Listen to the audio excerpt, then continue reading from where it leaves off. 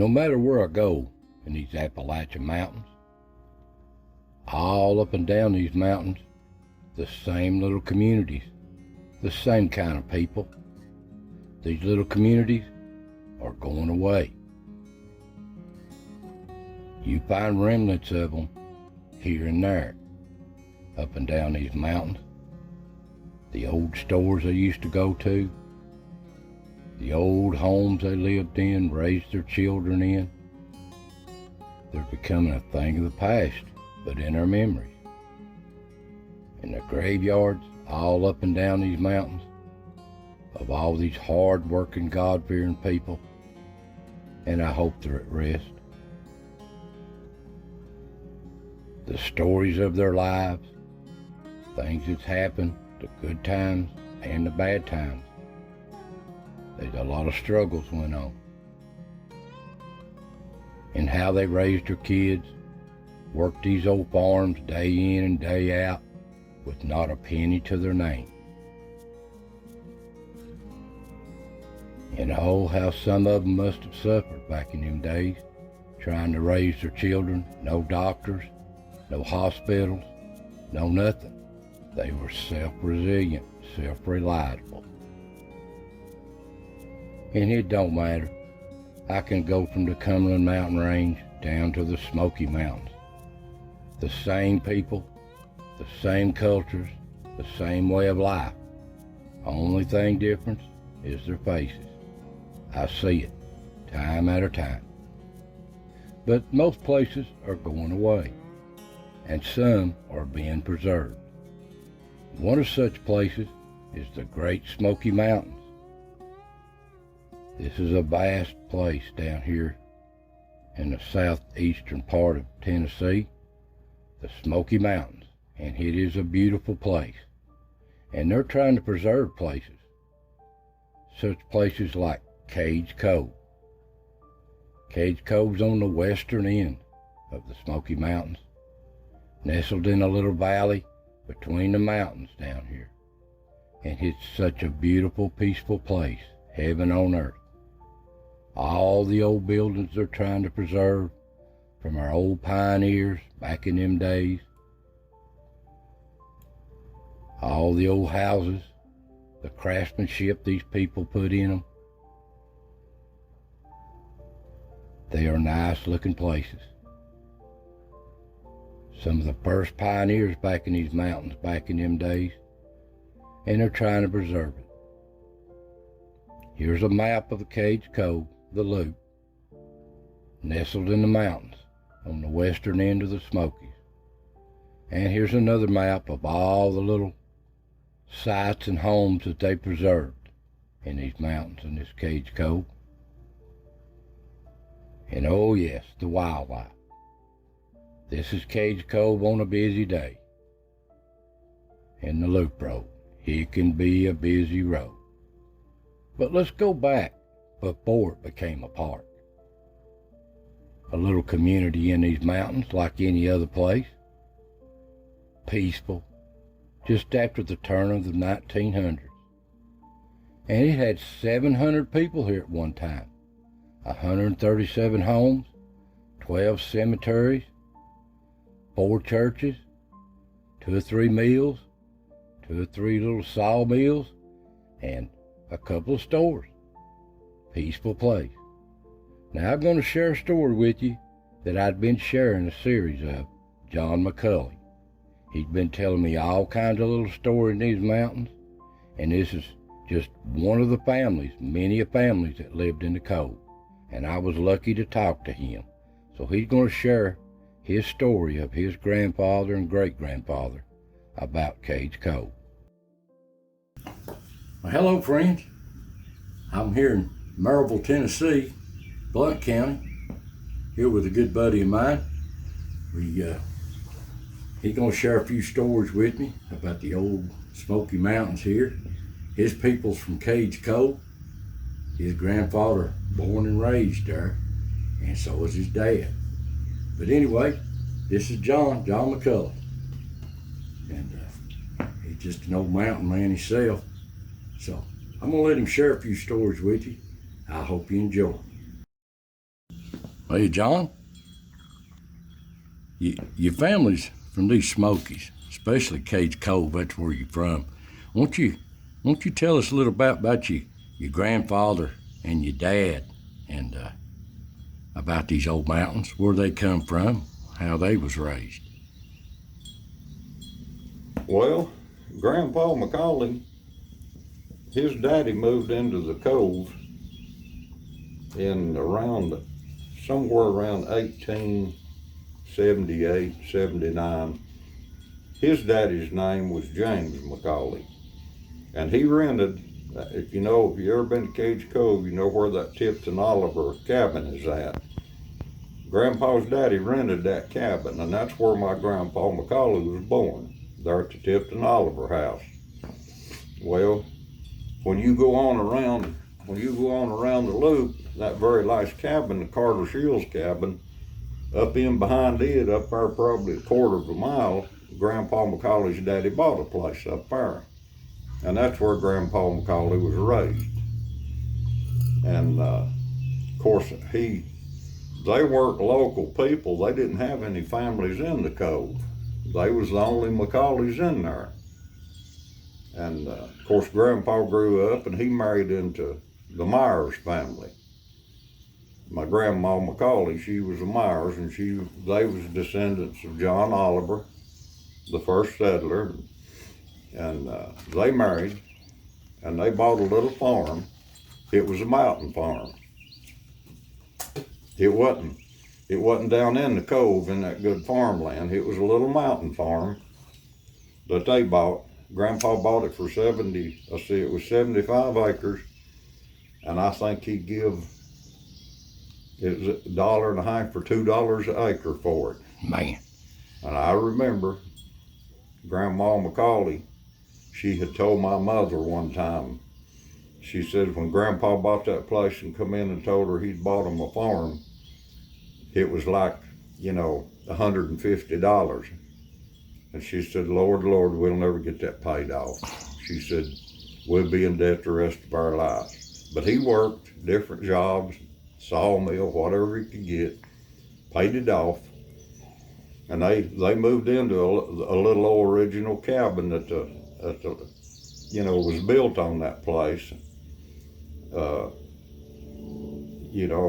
It was just a little old one-room log cabin, and they lived in it from the time they was married. I guess it was 1902 or 3, when they was somewhere right along there they was married.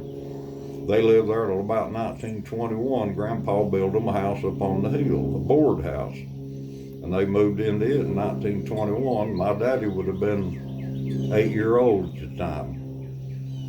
And anyway, they lived there till the park started taking over and buying. Grandpa McCauley stayed on, and they lived there for a few years after a lot of the people had done moved out. He worked for the Park Service, worked for the CCCs that was building them roads and bridges, and he was a foreman for them.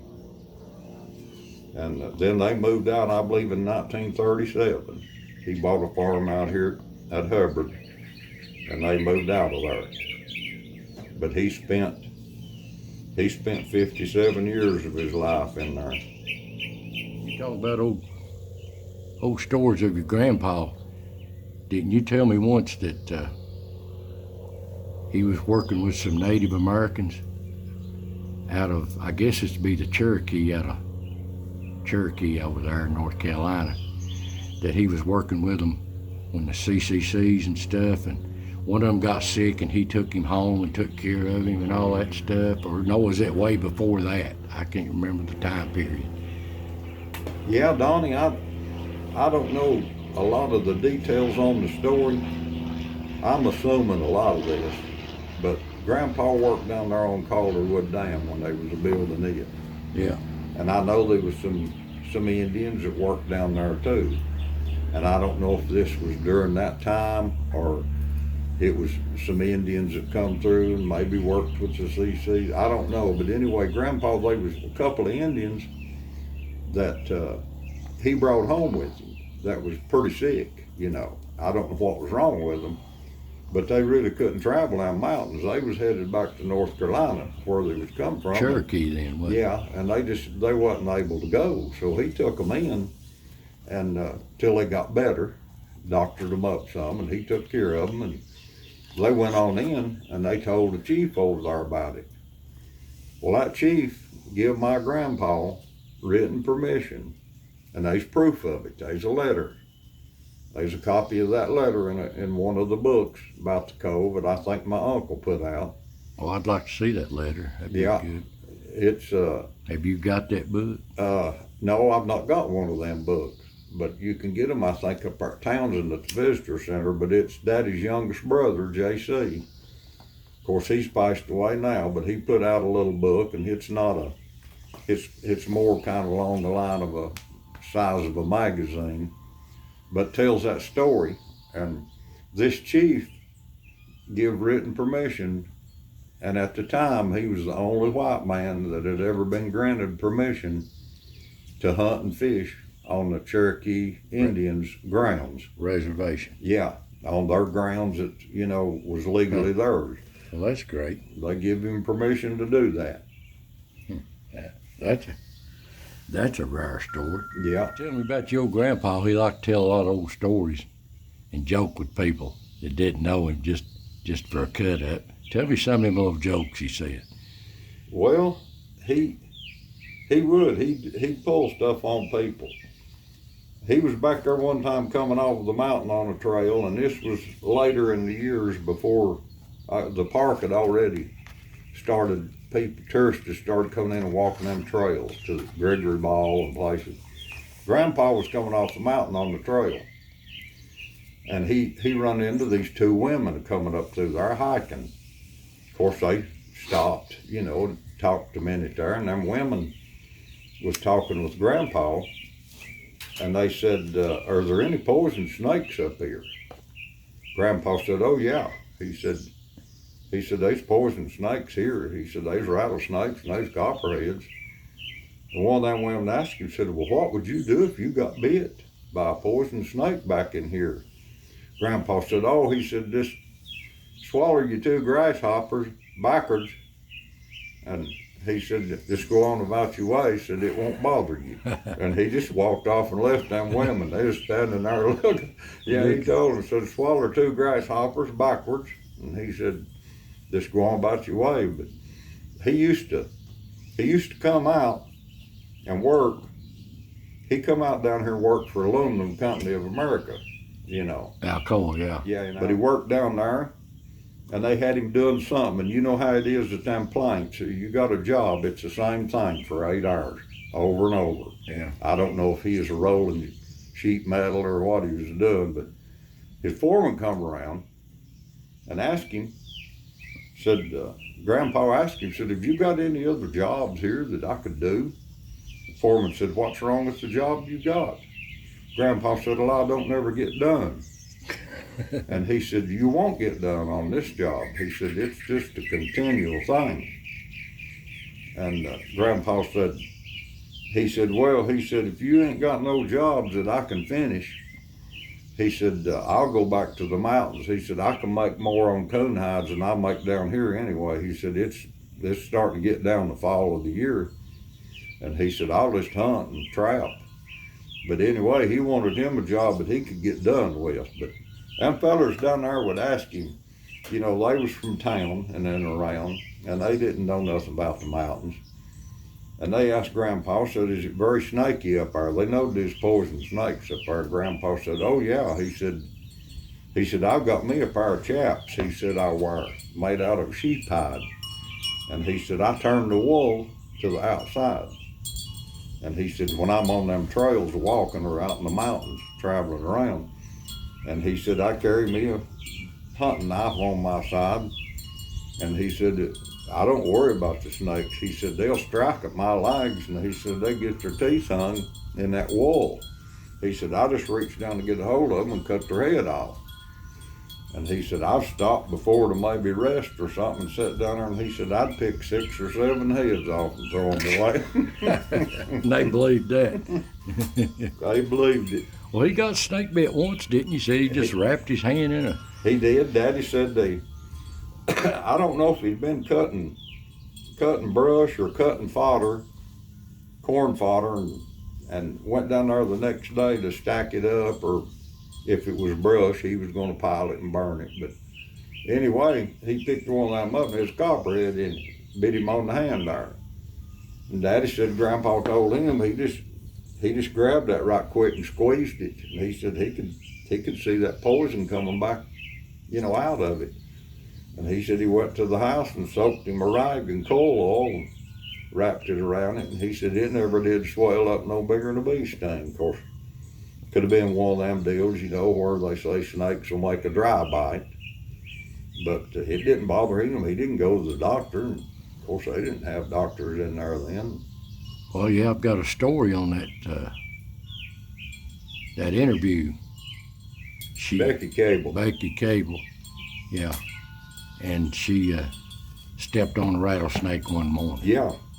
See, she had, if you've been to the Cable Mill, that little branch that runs down through there, not the main branch down there behind the mill. Yeah. But there's a little branch comes down and you cross it on that gravel road that goes out toward Parsons Branch. It's called Mill Creek. Yeah. Way in up there above Mill Creek, there's an area back in there. She owned a lot of property. And there's a place in there they call Becky Sugar Cove. And her cows would go off up in there browsing around, and she'd go up there to bring them in. Well, she hardly ever wore shoes. She might have a pair with her, but she'd have them tied together and strung across her arm. She went barefooted, warm weather. Well, she come to a place, she said, Grandpa was telling it on that tape that where you put that video out. She come to a place there where there'd been an old tree fell, and she had to kind of go around it, off of the trail to get around that treetop. And she said she stepped on something. She was barefooted. She said she made a step in there and something cold like under her foot. Stepped off of it. She said she looked back, and there was a rattlesnake coiled up. And she said she looked at it. She said, "Oh, buddy," she said, "you didn't bite me." So she said, "I'm not going to kill you." So she just went off and left it. Yeah, she was a good old woman. Grandpa made her coffin. See, his daddy was a coffin maker. Yeah. And he ended up taking that trade up. And he made her coffin for her. She wanted him to make it. And she told him, she called him in the house one time. She was one of his closest neighbors. They lived way on up that gravel road back in there in the holler. Daddy and them did. But she said, "Come in here, I've got you something." She knitted it, and she made her own wool and everything. Spun it. She made Grandpa a pair of wool socks, come up to your knee. And she gave him them socks, and she said, "I want you to make my coffin." And he told her, said, "There's no charge on that." He said, "That's just the thing we do for people." And she said, "Well, you've made coffins for people in our family." And she said, "I want to give you this for making my coffin." And he made her coffin out here after he moved out of the cove. He done had it made up, and he brought it with him. She got sick one time, and they thought she was going to die, but she didn't, and got better. And he brought it with him out here. Then when she did die, well, he took it and they buried her in it. Well, that's a good story. Yeah, that's in that interview too. Mm-hmm. Thank you for that one, John.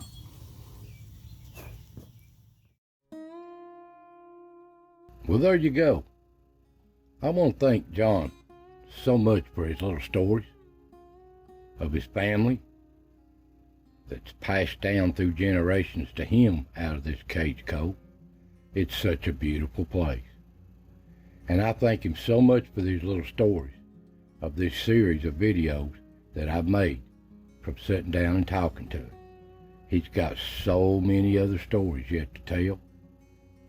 But I thank him for what I've done here. He's a good Christian man, come from a good family, but there's many people out of these coves. Now, if you haven't seen these other videos, especially this one of life in Cades Cove, That's the one you need to see. It's got the interview in it. And you've probably seen them, but if you ain't, go back and see them. All you got to do is just go to my channel, go down the playlist of Culture of the History of the Appalachians or Cades Cove or Smoky Mountains playlist. Easy to find. So guys, I thank you for watching these videos. I hope you enjoy it, telling the past of these stories. They need to be handed down. So, I want to thank you for watching. God bless, and I'll see you next time.